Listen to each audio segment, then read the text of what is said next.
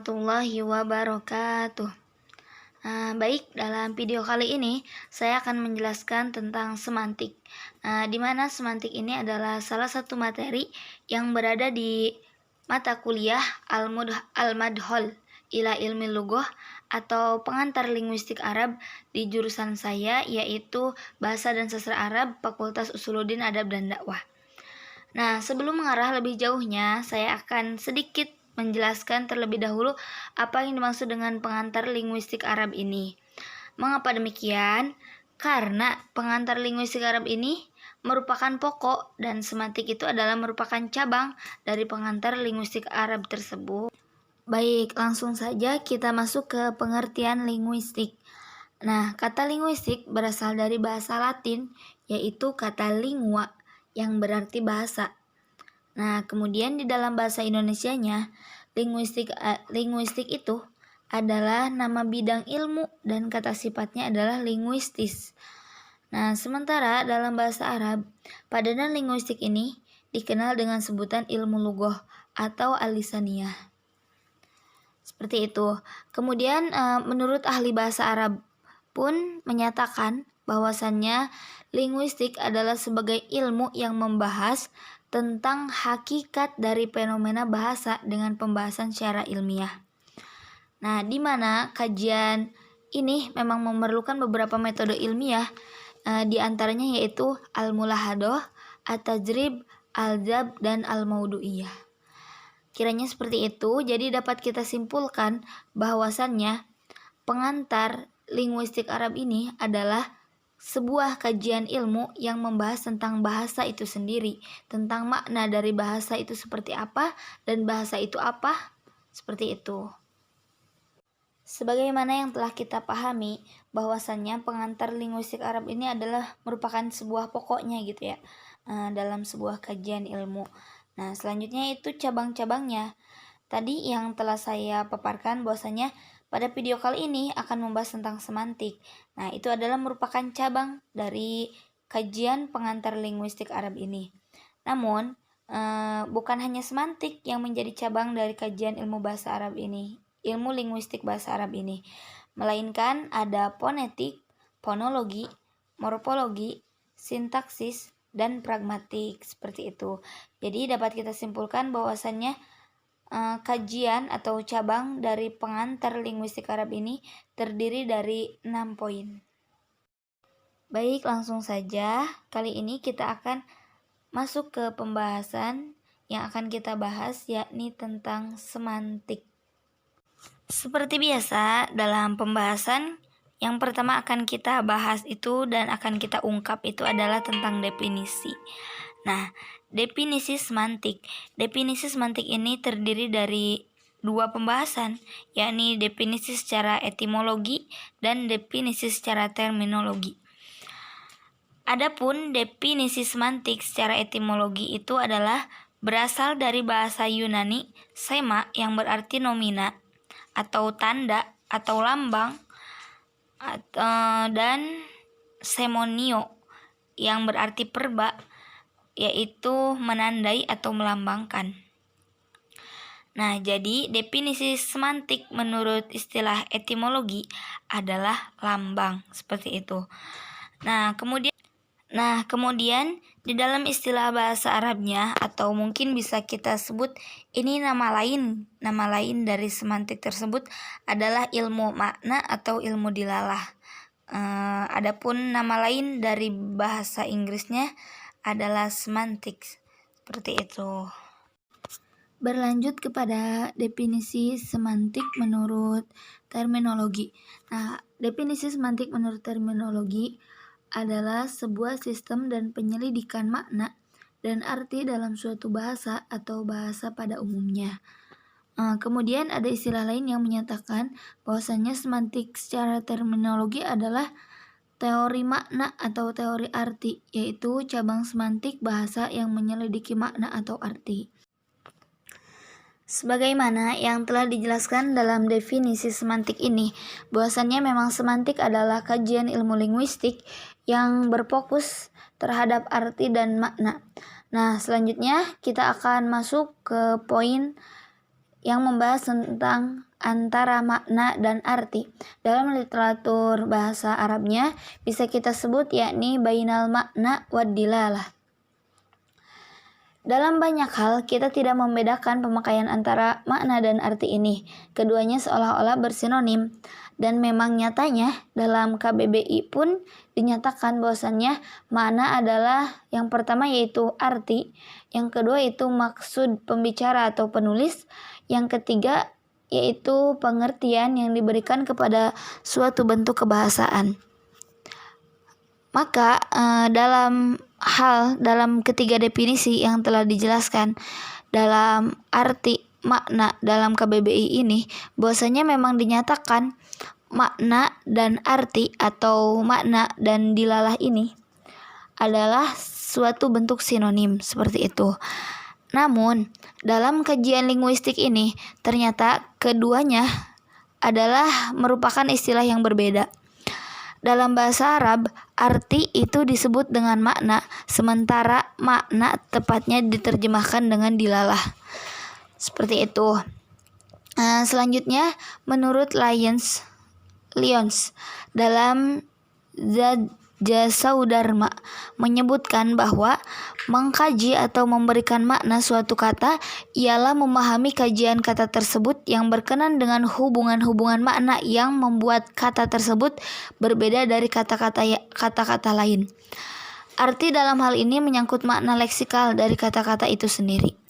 Nah, dengan kata lain disebut makna jika arti sebuah kata telah berubah dari arti dasarnya. Sementara arti dasar itulah yang disebut dengan arti. Nah, jadi dapat kita simpulkan bahwasanya dalam kajian linguistik ini antara arti dan makna itu adalah sesuatu yang berbeda. Nah, makna itu adalah sebuah kata yang telah berubah dari arti dasarnya, sedangkan arti adalah merupakan arti dari arti dasarnya tersebut, seperti itu. Jadi dalam makna di sini, makna itu adalah merupakan perkembangan dari sebuah arti. Masuk ke pembahasan yang selanjutnya, yakni poin tentang semantik dalam linguistik. Atau dalam bahasa Arab kita mengenalnya dengan sebutan ilmu dilalah fi ilmil lughah. Persoalan makna pada semua tataran linguistik kecuali fonetik, yakni fonologi, morfologi, dan sintaksis selalu terkait dengan makna. Dari sisi ini, semantik kurang tepat dikatakan sebagai bagian dari tataran linguistik karena semantik berada pada semua tataran itu. Bahkan dapat dikatakan semantik bagaikan ruh pada semua tataran linguistik.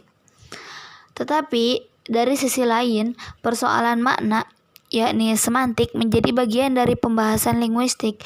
Dengan demikian, tepatnya dikatakan bahwa semantik adalah bagian dari linguistik tetapi posisinya di atas semua tataran linguistik. Seperti itu. Nah, selanjutnya bisa dapat kita lihat bahwasannya hubungan semantik dengan tataran linguistik sebagaimana di dalam diagram yang telah tersedia di layar. Berdasarkan skema di atas, dapat dilihat bahwa semantik menyentuh semua tataran linguistik kecuali fonetik. Makna yang terdapat pada tataran semantik disebut makna gramatikal. Makna yang terdapat pada tataran morfologis disebut makna leksikal morfemis. Sementara pada fonologi ia tidak menimbulkan makna, tetapi satuannya dapat membedakan makna.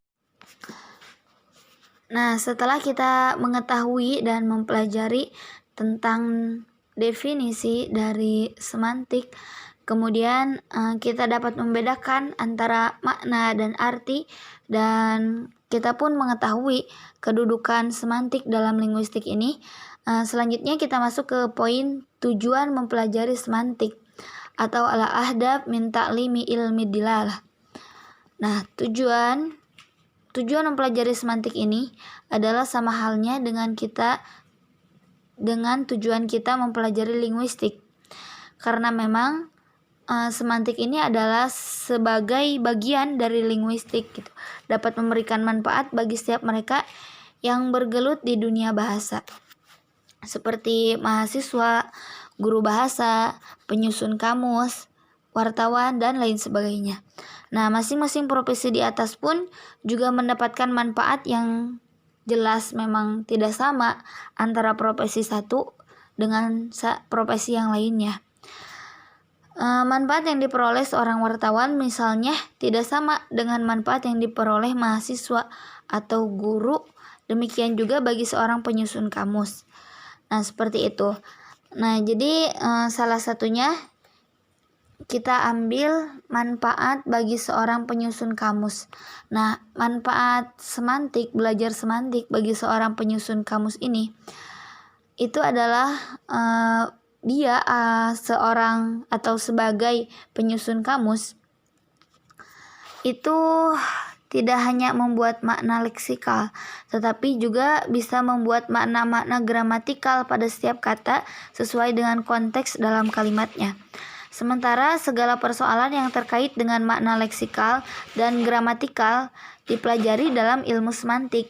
Nah, demikian agar seseorang atau seorang penyusun kamus dapat menghasilkan kamus yang baik, bidang semantik itu harus memang dikuasai secara baik oleh seorang penyusun kamus, seperti itu.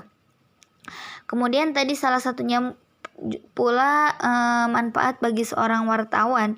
Nah, manfaat bagi seorang wartawan itu tujuan mempelajari semantik ini lebih bersifat praktis, yaitu agar dapat memilih dan menggunakan bahasa yang menarik perhatian masyarakat, sehingga berita yang disampaikan mendapatkan perhatian masyarakat secara luas.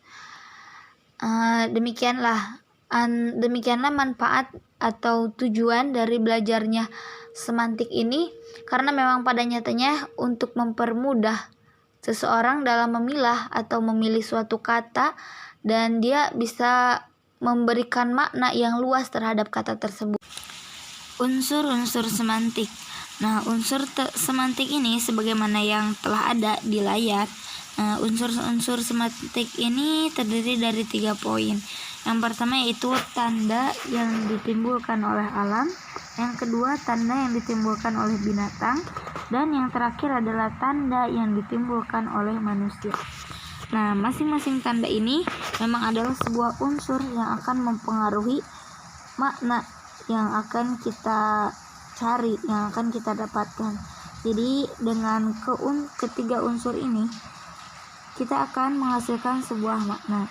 Misalkan contoh yang pertama, yaitu dengan adanya tanda yang ditimbulkan oleh alam, diketahui oleh manusia karena pengalamannya, maka disitulah kita akan mendapatkan sebuah makna.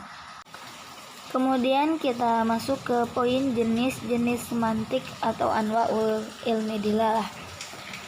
Nah, jenis-jenis semantik sebagaimana yang telah diulas di awal, bahwasanya makna itu terdiri atau terbagi menjadi 2 poin, yakni ada makna leksikal dan makna gramatikal. Nah, makna leksikal di sini adalah makna unsur-unsur bahasa sebagai lambang benda, peristiwa, dan lain-lainnya. Sedangkan makna gramatikal yang dinyatakan oleh Jasudarma, makna gramatikal adalah makna yang menyangkut hubungan intrabahasa atau makna yang muncul sebagai akibat berfungsinya kata di dalam kalimat tersebut. Lanjut kembali selanjutnya, yakni ke bentuk-bentuk perubahan makna atau askalu taghayyurul makna. Nah, bentuk-bentuk perubahan makna di sini terdiri dari 3 poin penting. Yang pertama yaitu terjadinya makna penambahan atau meluas, tausyiyul makna. Yang kedua yaitu makna mengurang atau menyempit, tadyiqul makna. Dan yang ketiga yaitu penggantian makna atau perubahan total, yakni naqlul makna. Nah, sebenarnya dalam bentuk-bentuk perubahan makna ini dapat kita kaitkan dengan ilmu shorof. Dan poin yang tak kalah penting, ternyata dalam kajian semantik ini bahwasanya ada relasi makna yang dapat juga disebut dengan pola struktural leksikal, di mana mana-mana kata itu ternyata berbentuk pola tersendiri, yakni berbentuk pola tautan semantik. Pola tautan semantik ini terdiri dari beberapa istilah. Yang pertama yaitu sinonim atau atarodip. Yang kedua yaitu polisemi, istirok al-fadhi. Yang ketiga yaitu homonimi, jenis tam, dan ada antonimi dan hiponimi. Kesimpulan yang dapat kita ambil dalam pemaparan materi kali ini bahwasanya semantik adalah cabang ilmu linguistik yang mempelajari tentang makna sebuah bahasa.